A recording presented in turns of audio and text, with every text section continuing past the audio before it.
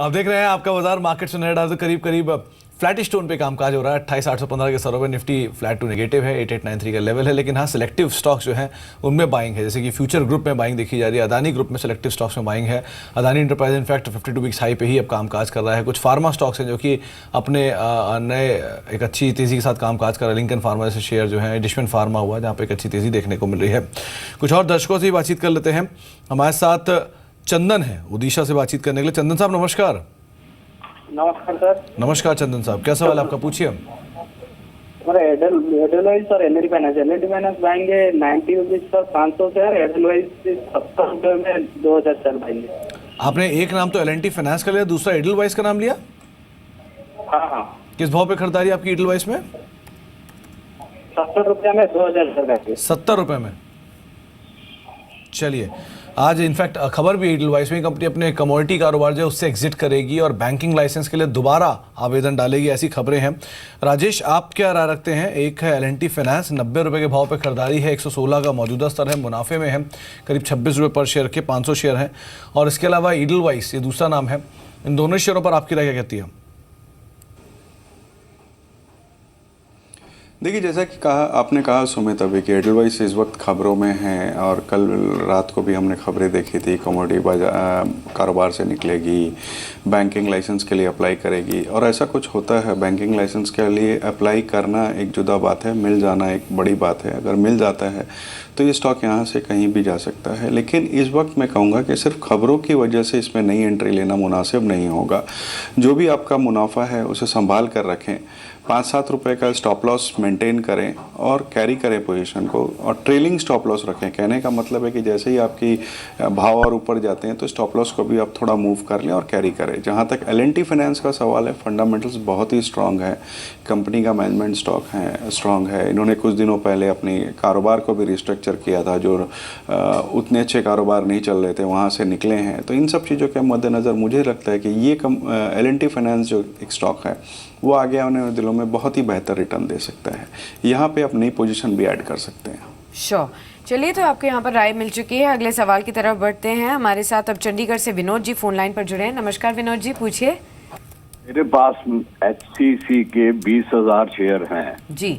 तो मेरा buying price है 32 रुपीज। राइट। और मेरा जो है नजरिया है वो है कम से कम 2 साल। 2 years। ऑल राइट, ठीक है, आपको राय दिलवा देते हैं। सिमी, देखा जाए तो पिछले 1 साल में एक स्ट्रॉन्ग मूव ज़रूर देखने को मिला है HCC में। 19 के लेवल से ऑलरेडी 40-42 के लेवल्स उन्होंने ऑलरेडी देखे हैं। अगले 2 साल के लिए कैसी तरीके का स्ट्रॉन्ग अपवर्ड मोमेंटम आप देखते हैं HCC में? जी बिल्कुल साक्षी, मैं उनको होल्ड करने का सलाह दे रही हूँ। मुझे लगता है कि एटलीस्ट जो ट्रेंड ये शो कर रहा है मीडियम टर्म और लॉन्ग टर्म पैरामीटर से, ये स्टॉक आगे जा सकता है ऊपर। 34 के आसपास इसका 200 डेमा है और करंटली ये जहाँ पे ट्रेड कर रहा है उसी के आसपास ही ये स्टॉक ट्रेड कर रहा है। मतलब 39 के आसपास ये ट्रेड कर रहा है, 34 के आसपास मेजर सपोर्ट है। तो शॉर्ट टर्म का स्टॉप लॉस 34 के आसपास का होगा और मैं 34 के नीचे स्टॉप लॉस लगा के मैं होल्ड करने का जो सलाह दे रही हूँ उसका टारगेट मेरा 47 से 48 का ही है। अगर ये स्टॉक आगे जाके मानो 50 का लेवल क्रॉस करके सस्टेन करने लगता है तो इसमें फ्रेश मोमेंटम आएगा। फिलहाल मैं उनको होल्ड करने का सलाह दे रही हूँ और उनका नज़रिया काफ़ी लंबी अवधि का है और ये स्टॉक मीडियम टर्म और लॉन्ग टर्म दोनों पैरामीटर से सही लगता है, तो मैं उनको होल्ड करने का ही सलाह दे रही हूँ।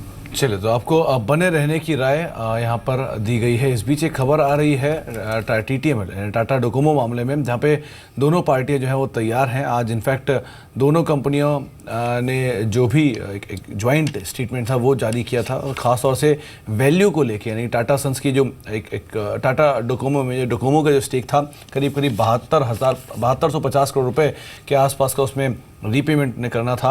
यानी कि जो डोकोमो की वैल्यू थी उसको आंकना था और 7250 करोड़ जो टोटल 26% हिस्से की वैल्यू थी उसके हिसाब से जो भी रेजिडुअल पेमेंट था वो यहाँ पे करने की बातचीत की जाती थी। और अब जो पूरा विवाद है ये सुलझाने की अब बातचीत होते दिखाई पड़ रही है। रादर जो अभी अपडेट आ रहा है वो ये कि टाटा सन्स ने जो दिल्ली हाई कोर्ट में अपनी याचिका दी थी उसको विड्रॉ कर लिया है।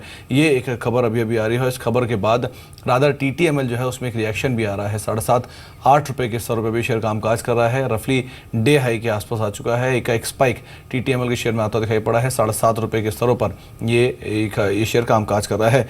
राजेश, TTML में रादर टाटा डोकोमो मामला जो है, पूरा ही मामला काफ़ी ज़्यादा रहा है पिछले कुछ समय में, और जो पूरा इशू रहा है वो फेयर वैल्यू को लेकर रहा है डोकोमो की।